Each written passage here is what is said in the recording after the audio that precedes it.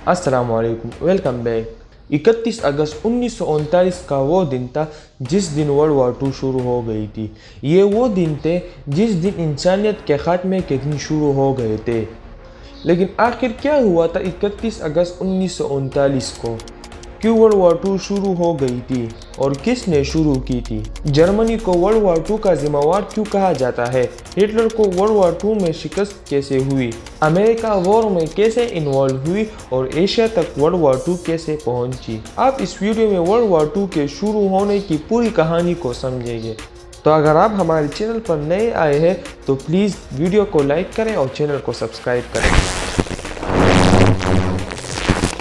World war 2 शुरू होने से 20 साल पहले 1919 में वर्ल्ड वॉर 1 ख़त्म हो गई और एक फेमस पीस ट्रीटी साइन की गई जिसे ट्रीटी ऑफ वर्साई कहा जाता है। इसके एक लॉ में था कि वर्ल्ड वॉर 1 में जो भी नुकसान हुआ है उसे जर्मनी ही पे करेगी।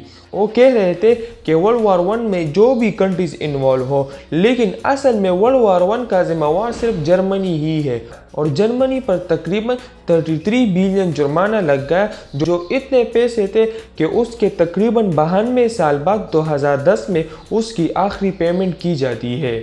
जब इस जुर्माने की पहली पेमेंट की जाती है तो जर्मनी में अनएम्प्लॉयमेंट बहुत ज़्यादा हो जाता है और जर्मनी के हालत बहुत ज़्यादा ख़राब हो जाते हैं।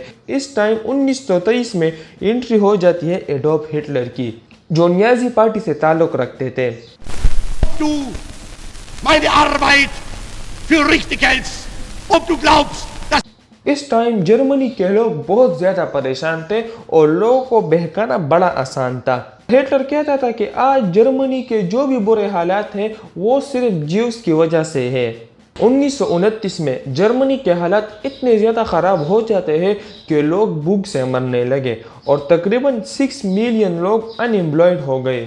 इसी वजह से 1933 में एडोल्फ हिटलर जर्मनी का डिक्टेटर बन जाता है और इसी वजह से जर्मन एडोल्फ हिटलर के कंट्रोल में आ जाता है और हिटलर अपने ख्वाब जर्मन एम्पायर को पूरा करने के लिए काम शुरू कर देता है।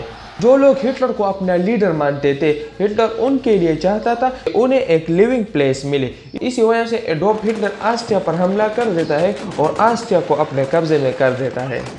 हिटलर ऑस्ट्रिया पर अपना कंट्रोल कर देता है क्योंकि ऑस्ट्रिया में नाज़ी के फेवर में बहुत ज़्यादा लोग थे तो हिटलर के प्रोपेगेंडे में आए हुए थे। फरवरी 1938 में हिटलर ऑस्ट्रिया पर कब्जा कर देता है और मार्च 1939 में हिटलर चेकोस्लोवाकिया पर हमला कर देता है और चेकोस्लोवाकिया भी हिटलर के कंट्रोल में आ जाता है। इसके बाद हिटलर की नज़र पोलैंड पर गिर जाती है और वो पोलैंड पर हमला कर देता है। 1 सितंबर 1939 को हिटलर पोलैंड पर हमला कर देता है और 8 सितंबर 1939 में पोलैंड हिटलर के कंट्रोल में आ जाता है। लेकिन इस वक्त वर्ल्ड वॉर 2 शुरू नहीं हुई थी। इस टाइम ब्रिटेन डर जाता है कि हिटलर अगर एक के बाद एक कंट्री को फतह करेगा तो हमारी बारी भी आएगी। इसी वजह से ब्रिटेन जर्मनी पर वार डिक्लेयर कर देता है। इसके साथ साथ फ्रांस, न्यूजीलैंड, कनाडा और ऑस्ट्रेलिया भी वार डिक्लेयर कर देते हैं जर्मनी के खिलाफ। इन सारी कंट्री ने वार डिक्लेयर कर दी थी, लेकिन इनमें से किसी ने भी पोलैंड की मदद ना की, जिसकी वजह से पोलैंड हार जाता है। दूसरी तरफ सोवियत यूनियन को खतरा था क्योंकि उन्हें डर था कि हम पर हमला ना कर दे। इसी वजह से सोवियत यूनियन हिटलर से पहले ही फिनलैंड पर हमला कर देता है। सोवियत यूनियन फिनलैंड पर इसलिए हमला कर देता है कि फिनलैंड सोवियत यूनियन के बहुत ही नज़दीक था। लेकिन हैरानी की बात यही है कि उस टाइम हिटलर की नज़र नॉर्वे और डेनमार्क पर थी और बड़ी आसानी से हिटलर नॉर्वे और डेनमार्क को भी अपने कब्जे में कर देता है।